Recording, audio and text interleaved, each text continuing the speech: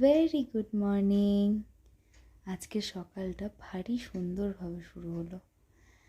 এই বিগত 2-3 দিনের এই ঝোড়ো হাওয়া, এই ঝড়, রেমালের দাপটে চারিদিক একদম বিপর্যস্ত হয়ে পড়েছিল।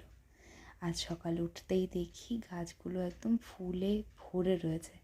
আর এত সুন্দর এই ফুলটার গন্ধ যে বলার বাইরে।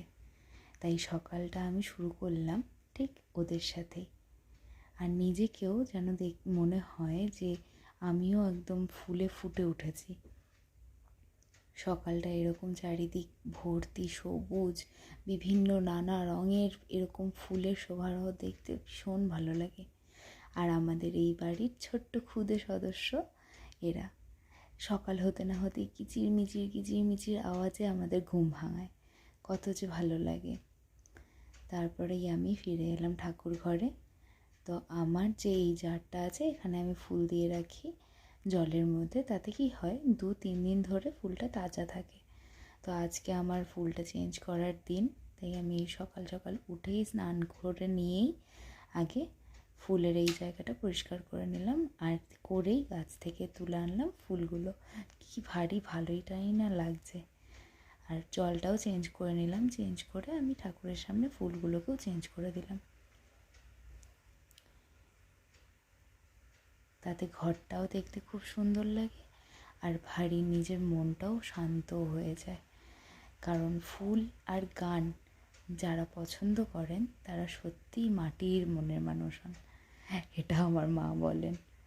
তাই ফুল কেউ অপছন্দ করে এরকম বলে আমার মনে হয় না। আর সকালটা যদি ফুলে ফুলে ভরে ওঠে তাহলে তো আরোই সুপার গুড মর্নিং হয়ে যায় একেবারে। তাই আমিও দেরি না করে ঠাকুর ঘরে ঢুকি। প্রথমে ফুলগুলোকে গুছিয়ে নিলাম। তাতেই যেন মনে হচ্ছে আমার হাফ পুজো দেওয়া কমপ্লিট হয়ে গেল। আর দেখতেও কতটা সুন্দর লাগছে বলো। আর সাদা এই পার্পেলের কম্বিনেশনটাও ভারী মিষ্টি দেখাচ্ছে, কিন্তু বেশ ভালো লাগছে, সুন্দর লাগছে দেখতে। তারপর আমি আমার পুজোর তড়িঘড়ি শেষ করলাম। শেষ করে নিয়েই আমি এবার শুরু করে দেবো আমার ব্রেকফাস্ট তৈরি, লাঞ্চ তৈরি। তার আগে আমি রেডি হয়ে নিলাম, কারণ আমাকে এখন সকাল থেকে বেরিয়ে আমি আগে জিম যাব, জিম থেকে ডাইরেক্ট অফিস যাব। তো লাকিলি জিমে ওয়াশরুম আছে, আমি ওখানেই ফ্রেশ হয়ে নিই। ওখানটাতেই আমি ফ্রেশ হয়ে রেডি হয়ে আমি অফিস ঢুকে যাই। তাই ঘর থেকে যতটা করে যাওয়া যায় ততটাই করে আমি বেরিয়ে পড়ি। আর এই যে একটা স্কিন কেয়ারের প্রসিজিওর, আমার মনে হয় বাসে করে অফিস যেতে অতটা সময় লাগে না যতটা আমার এই স্কিন কেয়ার করতে লাগে। এতগুলো স্টেপ এর জন্যে আমায় আলাদা করে 1/2 ঘন্টা হাতে সময় রেখে চলতে হয়।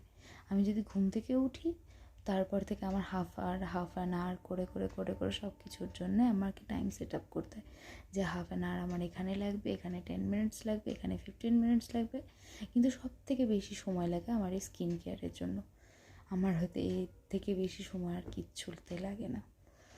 আর সত্যি ভারী এই জিনিসটা এমন একটা নেশাতে পরিণত হয়েছে এখন, যেন না করলে ভালোও লাগে না, নিজের কাছে একটা অতৃপ্তি বলে মনে হয়। তো ফাইনালি আমি রেডি হয়ে গেছি। রেডি হয়ে আমি বেরিয়েও যাচ্ছি। হঠাৎ মনে পড়লো আমি টিফিন নিয়ে নিই। তাই আমি আবার দৌড় দিয়ে ভেতরে এসে আমি আগে টিফিনটা ব্যাগে ঢোকালাম। তো লাঞ্চ আর ব্রেকফাস্ট দুটোই আমায় নিতে হচ্ছে। আর বাসে উঠে জানালার ধারে সিট পাওয়া, ইটস লাইক লটারি। তারপরে আমি ঢুকে গেলাম জিমে। অবশ্যই জিম ছাড়া আমি কোনোভাবেই বাঁচতে পারি না, কারণ আমি একটা দিনও উইদাউট এক্সারসাইজ থাকতে পারবো না, পারিও না। কারণ আমার হয়তো বা হেলথটা ওই রকমই। তারপর চলে যেতে হলো অফিস থেকে ফিরে আজকে একদম হালকা রান্না করছিলাম। আজকে রাতের জন্য একটু ডালিয়া বানিয়েছি, একটু গাজর, আলু, 3টে লঙ্কা দিয়েছিলাম একটু ঝাল ঝাল করে খাবো বলে। তো আমি প্রেশারে সিটি মেরেই খাওয়াটা পছন্দ করি, কারণ ওটাতে কী হয়, নরম তুলতুলে হয়ে যায়। আর আমি আমার লাইফে এই প্রথমবার চাল কুমড়ো আমি বানাচ্ছি, চাল কুমড়োর বড়া বানাচ্ছি। এর আগে আমি কখনো চাল কুমড়ো কাটিনি পর্যন্ত। তাই নতুন আমার এখানে আসার পর, একা থাকতে শুরু করার পর থেকে নতুন অনেক অভিজ্ঞতা হচ্ছে। যেসব কাজ আমি এর আগে কখনোই করিনি সেসবও আমায় করতে হচ্ছে। হয়তো এর আগে আমি কখনো এটার বড়া বানিয়েছি, কিন্তু কেউ একজন কেটে দিয়েছে, বা চেষ্টা করতে গেছি, কোনোভাবে করে উঠতে পারিনি এইরকম। কিন্তু এই প্রথমবার এত নিট অ্যান্ড ক্লিনভাবে করে যে আমি চাল কুমড়ো ছুলতে পারলাম, এটাই আমার জন্য বিগ অ্যাচিভমেন্ট বলতে পারো। তারপরে এটাকে কাটার সময় আমি ভাবছিলাম যে এটাকে কীভাবে কাটবো। হঠাৎ মনে পড়লো আমি খাই কীভাবে, আমার মা যখন বড়াটা বানান তখন কীরকমভাবে ওটা তৈরি হয়, ওটা মনে করে করে করে করে আমি এটাকে কাটিংগুলো করলাম। তো মোরাললেস ইট ওয়াজ গুড। মায়ের মতন হয়নি যদিও, তবুও আমার তরফ থেকে দেখতে গেলে ইট ওয়াজ গুড। অনেক কষ্ট করে, কারণ ভীষণ হার্ড ছিল এই চোকলাটা, তো আমি অনেক কষ্ট করে করে এটাকে কেটেছি। কেটে নিয়ে এইভাবে করে অনেক ধীরে ধীরে একদম শান্ত মাথাতে এইভাবে করে ফালি দিয়ে দিয়ে রেখেছি, যেন আমি এই জায়গাটাতে সুন্দর করে ঢোকাতে পারি কাসুন্দিটা। করতে করতে আমার ল্যান্ডলর্ড আমায় এসে পটলের পকোড়া দিয়ে গেলেন। এত মিষ্টি ওই আন্টি, এত মিষ্টি ওই আন্টি, যেটা বলার বাইরে। আর আমি মনে করি এনাদের মতন ল্যান্ডলর্ড পাওয়া সত্যি ভাগ্যের ব্যাপার। এনারা এত সুন্দর করে এত যত্ন করে আমাকে রাখেন, যেটা ধারণার বাইরে। তো ফাইনালি আমি এটাকে একটু লবণ দিয়ে হালকা করে একটু বয়েল করে নিয়েছি।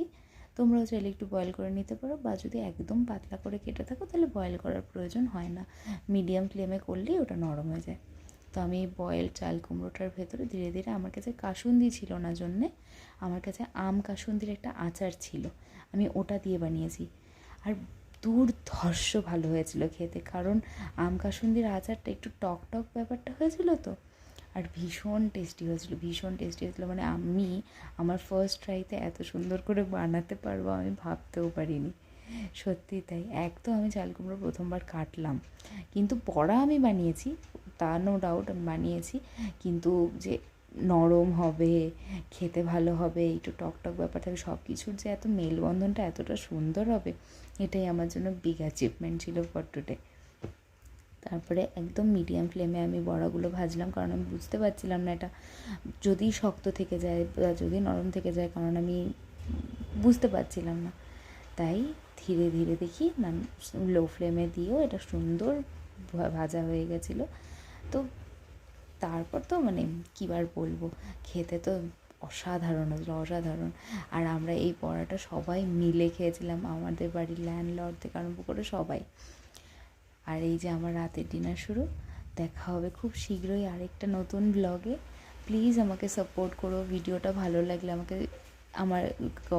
আমাকে কমেন্ট করো ভিডিওটিতে, আর অনেক অনেক পরিমাণে শেয়ার করে দিও, কমেন্ট করো, সাবস্ক্রাইব করো। Thank you.